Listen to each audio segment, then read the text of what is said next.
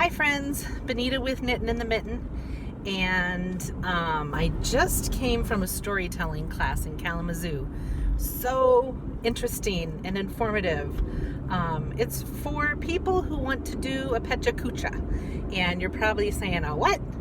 Pecha Kucha means chit chat in Japanese, and it is the newest thing. Actually, it's been around for a while. You should Google it.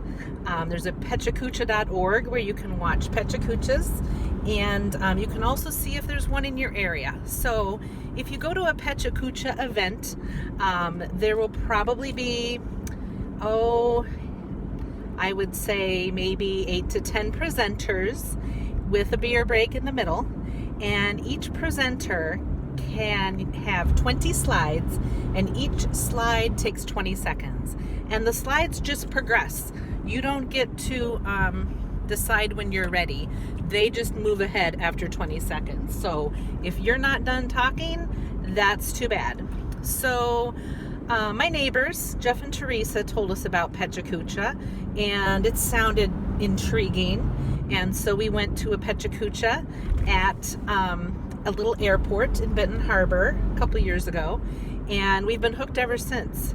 So the great thing is that each presenter just talks about whatever it is they're passionate about.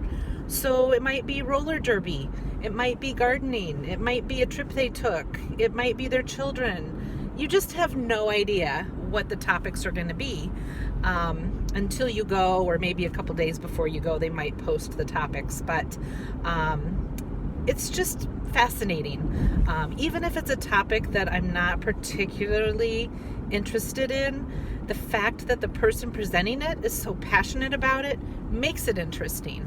So after going to my first Pecha Kucha, I immediately started thinking about what topic would I use for a Pecha Kucha, and I quickly came to the decision to talk about my great-grandmother's journals. So I'm going to leave it at that because it's still under development, but I have been transcribing my great-grandmother's journals, so I'm interested in sharing my experience with that.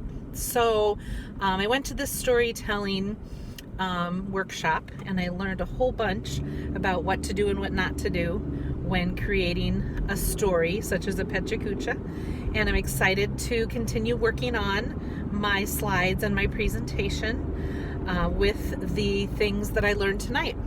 So one thing that I do know is that I brought my teenage nieces to a Pecha Kucha in July, and they enjoyed it, and it was their first Pecha Kucha. And Ember told me that when I give my Pecha Kucha, she wants to be there to hear it.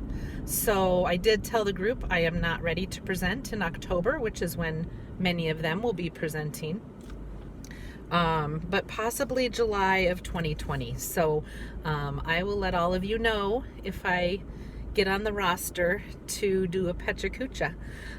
But it's very exciting, and I'm turning 50 in 2020, and speaking in front of a crowd used to be absolutely terrifying to me.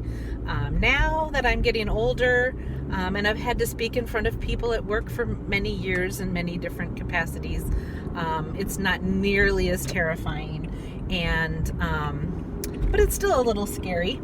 And so I think it would be a good goal for my 50th year, and I'm going to give it a try. So I'll keep you posted, but I am working towards that. So find a Pecha Kucha and go to it. I highly recommend it, and take your friends. So thanks.